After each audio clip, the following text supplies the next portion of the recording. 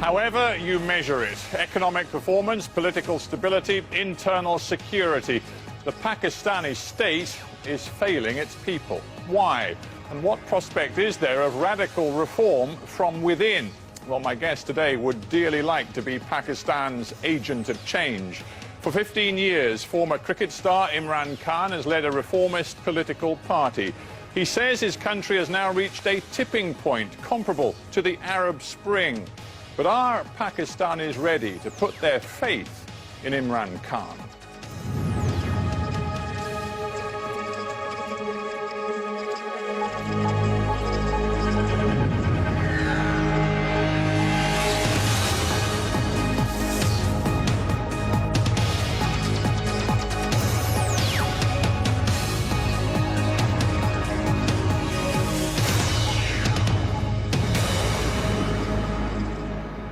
Imran Khan, welcome to Hard Talk. Thank you.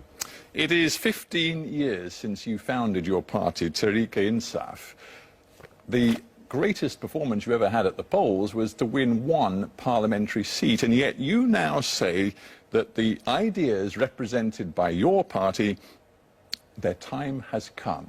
Why do you say that? Well, that was 9 years back when we contested our last election. And the party was only 5 years old and obviously not equipped to contest the general elections. Now, 9 years down the line, it is a party which is now spreading faster than any other party in Pakistan. In fact, other parties are going down, Tehreek-e-Insaf is going up, and it is the first party of choice for the young in Pakistan. And all opinion polls are now saying this. Yeah, I've had you before saying you shouldn't believe opinion polls because you say, of course, in the past, your poll performance was terrible. Why should we believe opinion polls now, particularly in a country like Pakistan, where they tend to overestimate the importance of the urban, the educated? Opinion polls are an indication. I mean, it doesn't necessarily mean that you can translate them into success, but it is an indication of the popularity of the party. For instance, in 2008, the opinion polls did actually get things right. More or less, what they predicted, the sort of seat arrangement, is actually what happened. So there's no, if we can now get ourselves organized, we have the public support to convert this support into votes. And yet that optimism works against the grain of your basic political message, which is that Pakistan, and this is a phrase you've used, is essentially run by a political mafia. You seem to believe that virtually every public office holder in Pakistan is a crook. So why should a temporary rise in the polls change that basic reality? Well, let me just give you the statistics presented to the Supreme Court by the Election Commission, of course on our petition. Out of the 80 million registered voters in Pakistan in 2008, 37 million voters were fraudulent, bogus, didn't exist. And this has been thrown out by the Supreme Court. But aren't you making my point for me? If this is the system that you are trying to break into, and indeed bring down, it is going to take something extraordinary. Just believing that getting your message out to the Pakistani people and campaigning in the next election due in 2013, that isn't going to cut it, because the system doesn't allow people like you to win. But Stephen, this is exactly what I'm saying, why I'm optimistic. Because an independent Supreme Court has thrown out 45% of the registered vote, which was bogus. So, and they've asked the Election Commission to register another 35 million new voters, which were not registered before. Young voters are to be registered. 45% of the vote thrown out, so that's where the optimism lies. You actually might have the semblance of a free and fair election because the Supreme Court is independent. Well, you have pointed to certain changes we've seen in the last few years. In 2007, for example, there was a huge political outcry after Musharraf, president at the time, fired the Chief Justice. There was a lawyers' movement in response. You took to the streets with many others. But I've been looking back at what actually happened, and at the time, for example, you mounted a hunger strike. You said that you would not take food or water until the Chief Justice was reinstated. The fact is that hunger strike lasted all of a couple of days. There is a question about how far you're prepared to take your political movement. Well, thank God it lasted only a couple of days, because without food and drink, I mean, you know, you can have a hunger strike without food, But I didn't realize without drink, you just go down very quickly. So thank God they let me out. But it wasn't good for your credibility, though, was it? No, but listen, what was the hunger strike for? Because Musharraf had put the opposition in jail, put me in jail, lawyers in jail, other opposition under house arrest, leaders. And what he hoped was that he would just go through elections quickly and then come back again as president and have rigged the elections to get his party in. Now, the hunger strike was to really bring people back to the real thing, which was the Chief Justice. Because the election campaign would have made people forget the Chief Justice movement. But unfortunately, there was a counter-revolution. We were let down because the boycott, which is what we proposed until the Chief Justice was reinstated, sadly that boycott was broken by the main party which was leading us, PMLN. Well, so let's not get too stuck on the detail. I suppose the point I'm making, and you raise it in this political memoir you've written, is that you now see parallels. The situation in Pakistan, you believe, is somewhat comparable to that in the Arab world, and that the Pakistani people, just like those of maybe Egypt or Syria, are prepared to take to the streets and take serious risks in their pursuit of political reform and change. I just wonder what your evidence is for the Pakistani people being in that place right now. Stephen, I think Pakistan is ahead of the Middle East in terms of our democratic evolution. Our lawyers' movement was our Arab Spring, where actually people rose behind a Chief Justice but wanted exactly the same things as those people in the Middle East, the youth in the Middle East, which is democracy, representation, a representative government. It's exactly what we wanted. But with all due respect, you know, we've talked about your hunger strike that lasted 2 days. In Damascus, we see people who day after day after day are prepared to go on the streets and brave the bullets with their passionate demand for political change. I don't see that equivalent in Pakistan today. No, but Stephen, we actually got our objective, which was the Chief Justice. We got him reinstated. He was again kicked out. Again, we got him reinstated, and today we probably are one of the only Muslim countries, or 2 or 3 Muslim countries, where the Supreme Court is genuinely independent. But this was our people's power. Now, of course, there was a counter-revolution, which is happening in the Middle East. We had the status quo come back. You know, the election, they contested the elections, and so therefore they reimposed the same system and are trying to demolish the independent Supreme Court. But the people got him back, and it's an evolving process right now. I mean, I suppose the question I'm driving at is how big a price are you, Imran Khan, prepared to pay in the coming months and years in pursuit of your desire for political change in your country? Stephen, if you're in politics right now in Pakistan and you're a political leader, you have to be prepared to pay the ultimate price. What do you mean by that? In other words, your life is at risk. All the political leaders barely go out in public. I'm probably the only one who actually goes out in public because the society is so polarized right now. There's so much lawlessness in Pakistan. There is no rule of law, and as I said before, criminals are running the country. So therefore, you know, if you're in politics and going out in public and take an anti-status quo stand, you have to be prepared for the ultimate. This brings me, in a way, to a rather personal reflection on your life. And you've opened yourself up to it because you've begun to write about it. That is, some of the personal decisions you've taken in the course of your post-cricket life and the way in which they played into politics. One is, of course, your marriage to Jemima Goldsmith. When you look at the impact that marriage had, maybe not least on your political career, do you look back on it and think that it was a mistake? It was never a mistake. I mean, I was never going to marry because of political reasons. I mean, I was going to marry someone who I wanted to live with. So if it didn't work out, yes, politics played a big part in it. Yes, it was a cross-culture marriage which needs more time than a normal marriage. But there's no question of regrets. You know, you try your best in the given circumstances. You take decisions in those particular circumstances at the time. Circumstances change, and there are a lot of variables at play, and things don't work out. But it doesn't mean that that's a mistake. No, but it is a reflection upon you in a way. I mean, you married for love, you make that plain, but that love wasn't enough, was it? in Britain, if everyone marries for love, and yet you have almost half of the marriages ending up in divorces, it's not because there's something wrong with the love or anything. It's that circumstances change. A lot of variables are at play to make a marriage work. One of them is that you must have the same passion. You must be growing in the same direction. Problem that happened with my marriage was the moment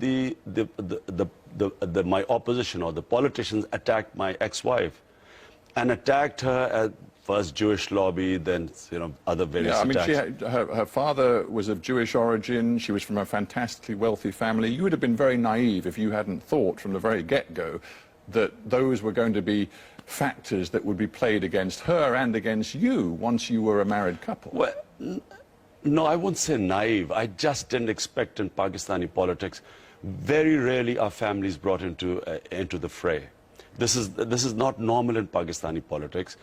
You do not talk about people's families. So this was new for me. But it also happened because I was attacking their corruption. Because they could not attack me back on my corruption, which they do with each other.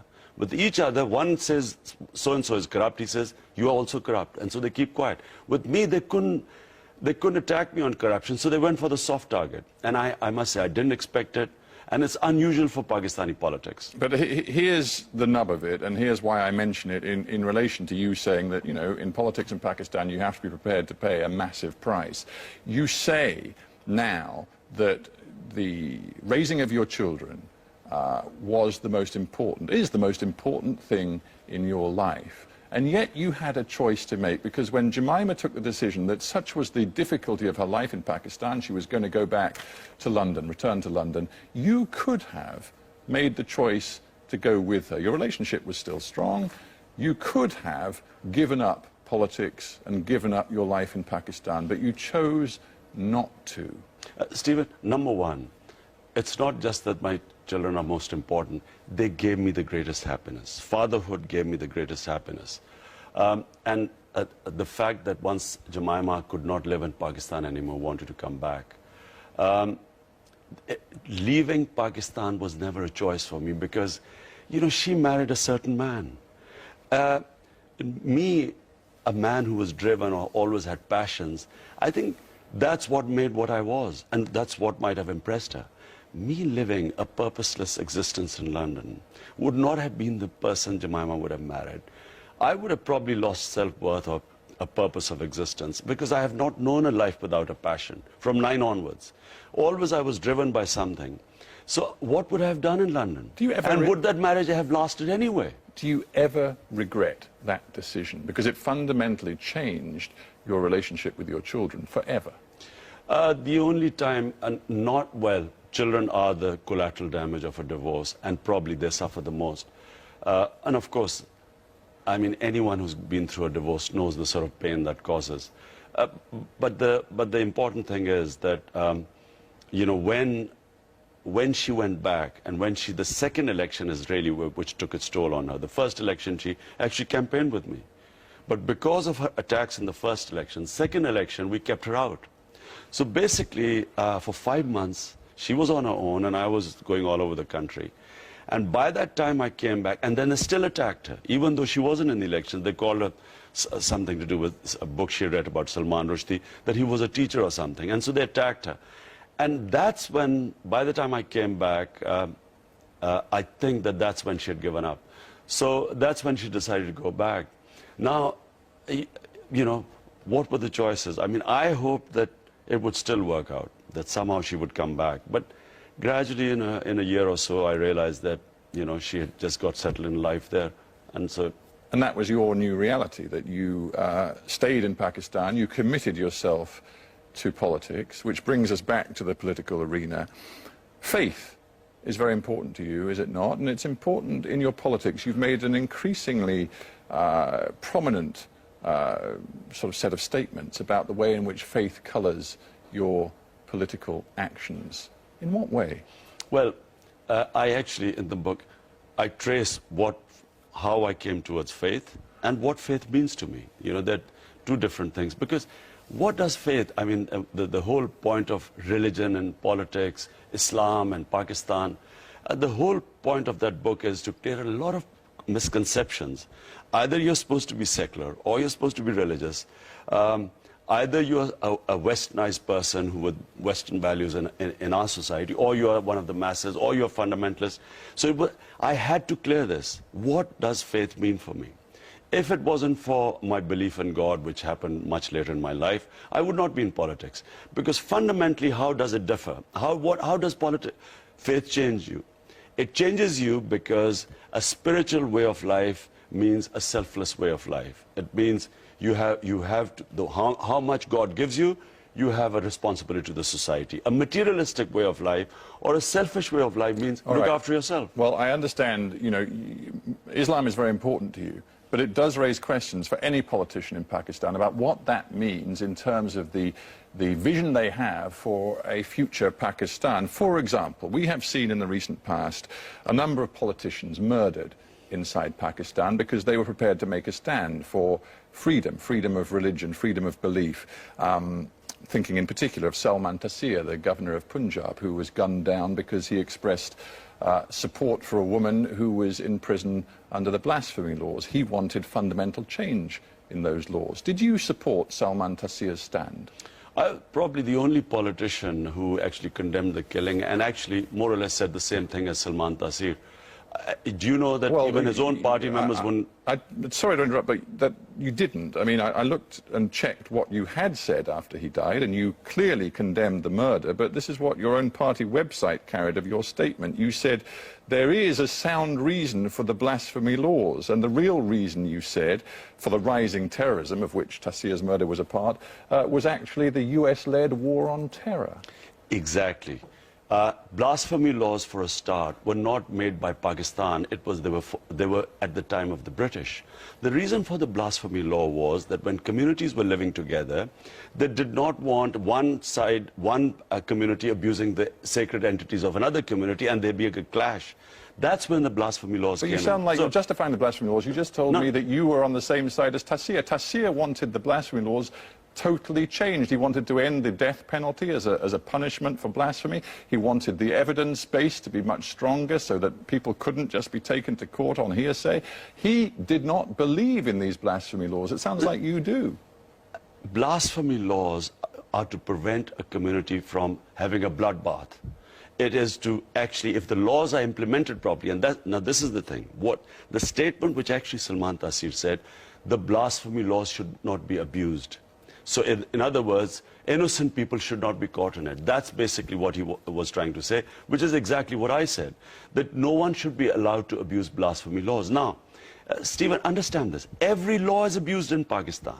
This is a small part of what is happening at a larger level.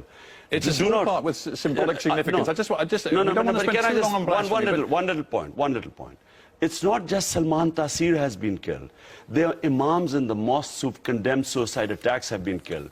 A religious scholar who I know, Javed Ghamdi, has to leave Pakistan to live in the US. And why is that in Malaysia? And why has that happened? Because the war on terror has polarized our society. The reason why I blame the war on terror is the same remark made by Salman Taseer would not even have made news before 2004. Today, the society has got so polarized, anyone caught on the other side, considered to be pro-American, anti-Islam, a collaborator, is at risk. And when Salman Taseer is gunned down, surely the first onus upon a political figure such as yourself is to absolutely condemn the form of extreme Islam, the jihadi mentality, which led a man to pull a gun on Taseer and murder him. Stephen, you go on our website. I mean, for 7 years, we have condemned every act of terrorism under whatever form of extremism. But my whole point is, this war is leading to radicalization of our society.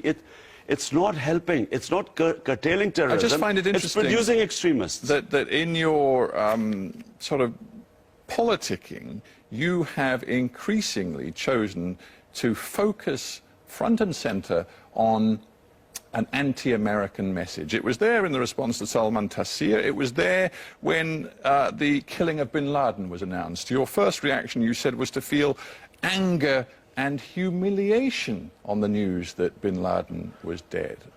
Explain that to Stephen, me. how would you feel if someone, your ally, comes from across the border and kills someone in your own country? And here you are giving immense sacrifices for that neighbor or for that country. Pakistan has lost 35,000 people dead, $70 billion lost to the economy.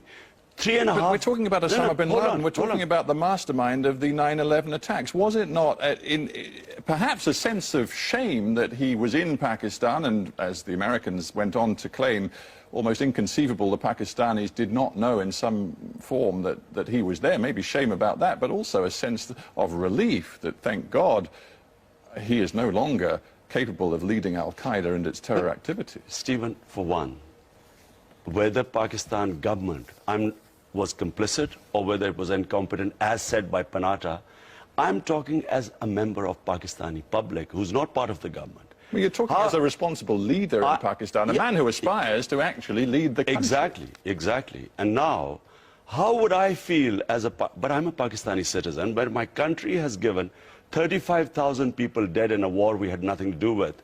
$70 billion lost to the economy when total aid has been $20 billion. How would I feel that my ally, who we are fighting for, does not trust us, instead comes and conduct the operation itself? How does it help? Should they not have told our government? If it's either it's an ally or it's not an ally. How does it help in terms of the future stability of Pakistan for you to tell the Americans that you want to see them completely out of your country in terms of intelligence cooperation, in terms of their anti-terror activities in Pakistan? You want to cut all ties, and you believe that will lead to greater stability. When the Americans are alleging right now that the ISI, the Pakistani intelligence agency, is actively helping the Haqqani network and other militants do their deeds inside Afghanistan. First of all, if this myth being spun that 4,000 or 5,000 Haqqani Taliban is the reason why the US is not succeeding in Afghanistan. 140,000 US soldiers in Afghanistan, greatest military machine in history, is not succeeding because of these 4,000 or 5,000 fighters that are supposed to be holed up in North Waziristan. Does that make sense? That's number one. But I just come back to that. Does America not have a right, in terms of self-defense, to pursue these people if the Pakistani government will not pursue them? But are we Pakistanis not allowed to criticize American policy? Are slaves allowed to just say, does the United States have a right of self-defense if these people are not going to be rounded up and detained by the Pakistani government? Does the US not have a right to do it? But does the Pakistani government also have not any semblance of sovereignty in our country, that maybe they are fighting this war on terror, which is why 35,000 people have died? Can they not fight it their own way? Now, I come back their own way brings us back to the quote from David Cameron of last year. Consistently, the Pakistani has looked both ways, he said, on the issue of terrorism. God, if I was the Prime Minister of Pakistan, I would have immediately told them that, look, we will fight this war our own way. We don't want any interference. We don't want your money. We don't want your aid. Look, it doesn't mean cutting the relationship with the Americans. It means we will fight it our own way. Frankly, it does, because it takes two. And if you had your way, the Americans would cut their relationship with Pakistan. It's quite clear. And that would involve billions of dollars of aid at a time when Pakistan, goodness knows, has every reason to need that aid. Pakistan has lost $70 billion, the people of Pakistan, in this war. This was published by our own. This current government has published in the economic survey. Total aid is $20 billion. This aid is destroying us. Look, I would tell the Americans that what do they want from Pakistan? There should be no terrorism from our soil. That's all they should want. We'll do it our way. If I am perceived as a puppet of the Americans, it takes away my credibility and ability to fight terrorism. Because of me, there will be more people picking up guns. Look, puppets create terrorists. They create radicals. If it was a sovereign government, we would deal it with our own way. But the Americans, surely, would they not want a Pakistan government which would ensure no terrorism from our soil? Would they not want that? Imran Khan, we have to end there. Thank you for being on Hard Talk. Thank you.